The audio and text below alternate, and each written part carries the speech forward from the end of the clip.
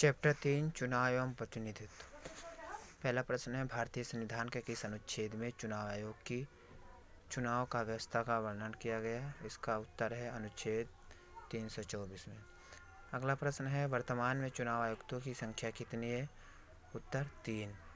अगला प्रश्न है, वर्तमान में चुनाव आयुक्त कौन है? इसका उत्तर है सुनील चंद्र। अगला प्रश्न है, चुनाव आयोग की आयुक्तों की नियुक्ति कौन करता? उत्तर है राष्ट्रपति। अगला प्रश्न है, चुनाव आयोग का कार्यकाल कितना वर्ष का होता है? उत्तर है 6 वर्ष का। अगला प्रश्न है, भारत के प्रथम चुनाव आयुक्त कौन थे? उत्तर है सुकुमार सेन।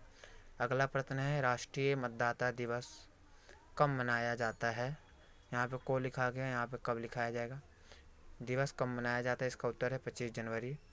अगला प्रश्न है, राजनीतिक दलों को चुनाव चिन्ह कौन प्रदान करता है? इसका उत्तर है चुनाव आयोग। अगला प्रश्न है, चुनाव घोषणा पत्र कौन जारी करता है? उत्तर है राजनीतिक दल। अगला प्रश्न है, भारत में मतदाता की आयु कितनी है? उत्तर है 18 वर्ष। किस वर्ष संशोधन द्वारा मतदाता की आयु 21 वर्ष से घटाकर 18 वर्ष की गई? इसका उत्तर है 1989 में। अगला प्रश्न है, ईवीएम का पूरा नाम बताओ। ईवीएम का उत्तर है इलेक्ट्रॉनिक वोटिंग मशीन। अगला प्रश्न है, मतदाताओं के लिए फोटो सहित पहचान पत्र को किस वर्ष से अनिवार्य किया गया? इसका उत्तर है 1993 में। अगला प्रश्न है, भारतीय चुनाव आयोग की रचना का वर्णन संविधान के किस भाग में किया गया? इसका उत्तर है भाग 15 में। अगला प्रश्न है, किसने राजनीतिक क्षेत्र में महिला प्रतिनिधित्व को उचित माना है? इसका उत्तर है जा.एल. मील। अगला प्रश्न है, संवैधानिक संशोधन द्वारा भारत में मतदान की आयु 21 वर्ष घटाकर 18 वर्ष कर दी गई। इसका उत्तर है 61वें संशोधन में।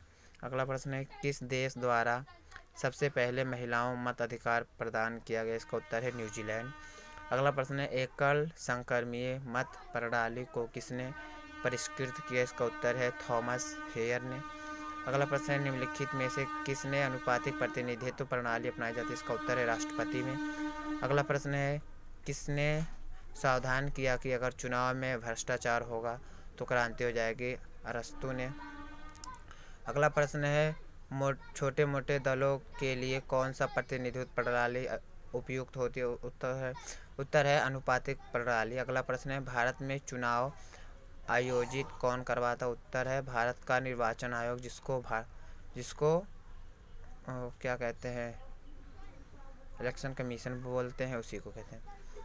अगला प्रश्न है, उम्मीदवार को नामांकन पत्र के साथ क्या देना होता है? उसका उत्तर है अपराध प्रमाण पत्र।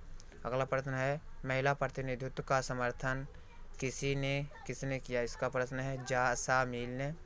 अगला प्रश्न है, पंचायतों तथा नगरपालिकाओं में महिलाओं के लिए 1/3 स्थानों का आरक्षण की व्यवस्था किसके द्वारा की गई? इसका उत्तर है संविधान में संशोधन द्वारा।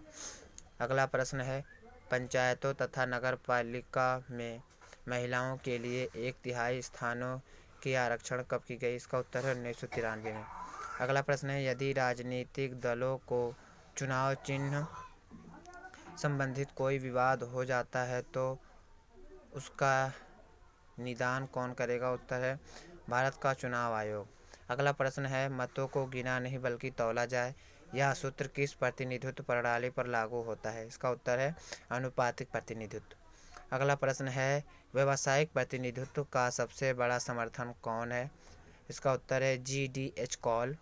अगला प्रश्न है, राजनीतिक दलों को कौन मान्यता देता है? इसका उत्तर है निर्वाचन आयोग। अगला प्रश्न है, भारत में कौन सी चुनाव व्यवस्था को अपनाया गया है? इसका उत्तर है सर्वाधिक मतों से जीत प्रणाली। अगला प्रश्न है, लोकसभा की कितनी सीटें अनुसूचित जातियों के लिए आरक्षित किया गया है? इसका उत्तर है 84 यानी 84। अगला प्रश्न है, चुनाव आयोग की बहुत सदस्य कब मनाया गया? इसका उत्तर है 1986 में। अगला प्रश्न है, समानुपातिक प्रतिनिधित्व की व्यवस्था किस देश से अपनाया गया? इसका उत्तर है इजराइल। अगला प्रश्न है, पृथक निर्वाचन की मांग किसने की थी? इसका उत्तर है मुस्लिम लीग ने। अगला प्रश्न है, चुनाव आयोग की स्थापना कब की गई? इसका उत्तर है 1950 में। अगला प्रश्न है, चुनाव में निर्वाचन क्षेत्रों की सीमा को तय करने का कार्य कौन करता है? इसका उत्तर है परिसीमन आयोग। अगला प्रश्न है कोई फैसला लेने में सभी नागरिक प्रत्यक्ष रूप से भाग नहीं ले सकते, इसलिए अपने प्रतिनिधित्व को चुनने के लिए डैश को आवश्यकता पड़ती है। इसका उत्तर है चुनाव। अगला प्रश्न है लोकसभा या विधानसभा के निश्चित 5 वर्ष के कार्यकाल को पूरा होने के बाद जो चुनाव होते हैं उसे कहा जाता है आम चुनाव। उत्तर है आम चुनाव। अगला प्रश्न है लोकसभा या विधानसभा चुनाव लड़ने के लिए न्यूनतम आयु क्या होनी चाहिए? इसका उत्तर है 25 वर्ष। थैंक यू वीडियो देखने के लिए।